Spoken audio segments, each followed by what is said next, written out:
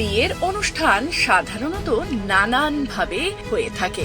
নানান রকম সাজসজ্জায় সাজিয়ে অনুষ্ঠিত হয় একটি বিয়ের মণ্ডপ। জাতি ধর্ম নির্বিশেষে নানান জন নানান রকম ভাবে সুন্দর করে পালন করার চেষ্টা করে বিয়ের উৎসব। এই যেমন বেশ কিছুদিন আগে একটি বিয়ের গল্প আমরা শুনেছি, ইউনিভার্সিটিতে বিয়ে, এবং তা নিয়ে একেবারে সমালোচনার ঝড় উঠেছে। এছাড়া আমরা দেখেছি নানান রকম বিয়ের অনুষ্ঠান, এই যেমন মন্দিরে বিয়ে, বৈদিক মতের বিয়ে, অথবা ধরুন বাড়িতে বসে বিয়ে। এছাড়া গান্ধর্ব মতের বিয়ের কথাও রাজা দুষ্মন্ত এবং শকুন্তলার বিয়ের কথাতে আমরা শুনে এসেছি। তবে এই বিয়ের অনুষ্ঠানগুলো থেকে একেবারে অন্যরকম বিয়ের অনুষ্ঠানের কথা বলবো আজ আপনাদের। হ্যাঁ, সরকারি ভবনে বিয়ে। শুনে চমকে যাচ্ছেন?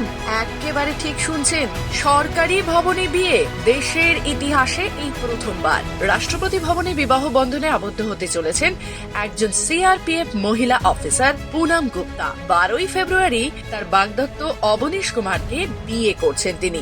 এই বিয়ের আসর বসছে খোদ রাষ্ট্রপতির ভবনে, রাষ্ট্রপতি দ্রৌপদী মুর্মুর সরকারি বাসভবনে। জানা গিয়েছে পাত্রী নাকি রাষ্ট্রপতি ভবনে বিয়ের ইচ্ছে রাখে, তাই এই অনুষ্ঠান করার অনুমতি চেয়ে রাষ্ট্রপতি দ্রৌপদী মুর্মুকে অনুরোধ করেছিলেন। আর সেই আবদারের কথা মাথায় রেখে এই বিশেষ অনুমতি দিয়েছেন রাষ্ট্রপতি। খবর অনুযায়ী রাষ্ট্রপতি ভবনের মাদার টেরেসা কমপ্লেক্সে বিয়ের অনুষ্ঠানের আয়োজন করা হবে। বিয়েতে উপস্থিত থাকবে পাত্র ও পাত্রের পরিবারের লোকেরা এবং বন্ধুরা।